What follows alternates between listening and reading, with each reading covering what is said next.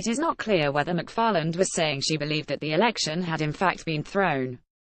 A White House lawyer said Friday that she meant only that the Democrats were portraying it that way. But it is evident from the emails, which were obtained from someone who had access to transition team communications, that after learning that President Barack Obama would expel 35 Russian diplomats, the Trump team strategized about how to reassure Russia. The Trump advisors feared that a cycle of retaliation between the United States and Russia would keep the spotlight on Moscow's election meddling, tarnishing Trump's victory and potentially hobbling his presidency from the start. As part of the outreach, McFarland wrote, Flynn would be speaking with the Russian ambassador, Kislyak, hours after Obama's sanctions were announced. Key will be Russia's response over the next few days, McFarland wrote in an email to another transition official, Thomas Bossert, now the president's Homeland Security advisor.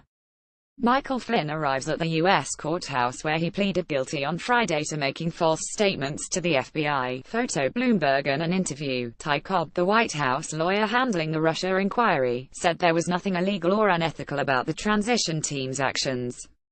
It would have been political malpractice not to discuss sanctions, he said, adding that the Presidential Transition Guide specifically encourages contact with and outreach to foreign dignitaries.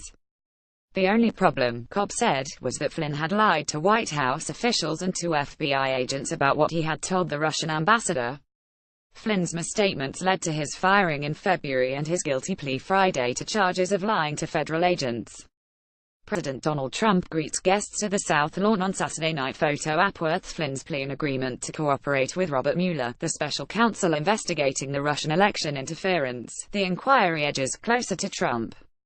In a tweet on Saturday, Trump said Flynn's contacts with Russians before the inauguration didn't violate law. I had to fire General Flynn because he lied to the vice president and the FBI. He has pled guilty to those lies. It is a shame because his actions during the transition were lawful. There was nothing to hide, Trump told his almost 44 million Twitter followers. A protester stands outside federal court as former Trump National Security Advisor Michael Flynn pleaded guilty. Photo after President tried to persuade FBI Director James Comey to drop the Bureau's criminal investigation of Flynn, and fired Comey after he failed to comply.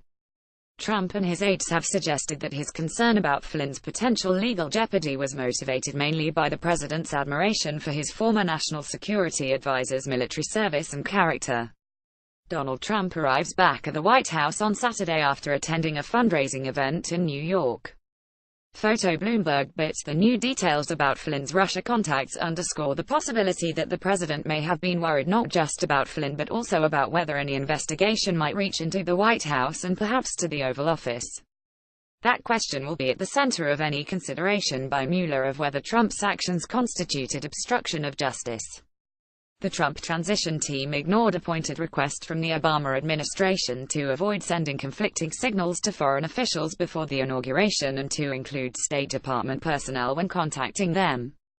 Besides the Russian ambassador, Flynn, at the request of the president's son-in-law, Jared Kushner, contacted several other foreign officials to urge them to delay or block a UN resolution condemning Israel over its building of settlements.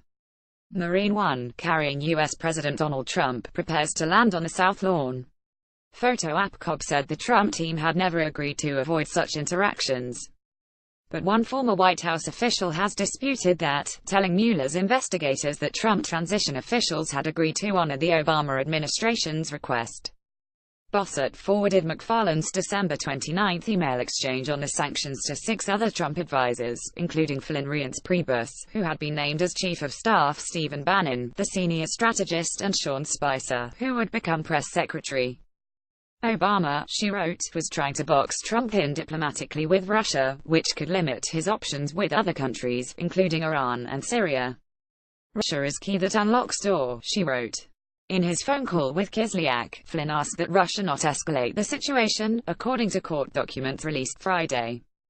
He later related the substance of the call, including the discussion of sanctions, to a senior transition official, believed to be McFarland. A few days later, he briefed others on the transition team. Flynn's move appeared to have a dramatic effect.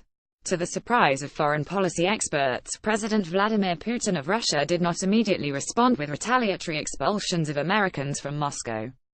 Trump praised that decision in a tweet, writing, "Great move on delay by V. Putin. I always knew he was very smart." It is uncertain how involved Trump was in the discussions among his staff members of Flynn's conversation with the Russian ambassador. Spicer told reporters on the morning of December 29 that the president-elect would be meeting with his national security team, including McFarland, that day. A phone call that included Trump, Flynn, McFarland, Priebus and Bannon was scheduled for 5 p.m., shortly after McFarland's email exchange. It is unclear whether the call took place. Cobbs said Trump did not know that Flynn had discussed sanctions with Kislyak in the call.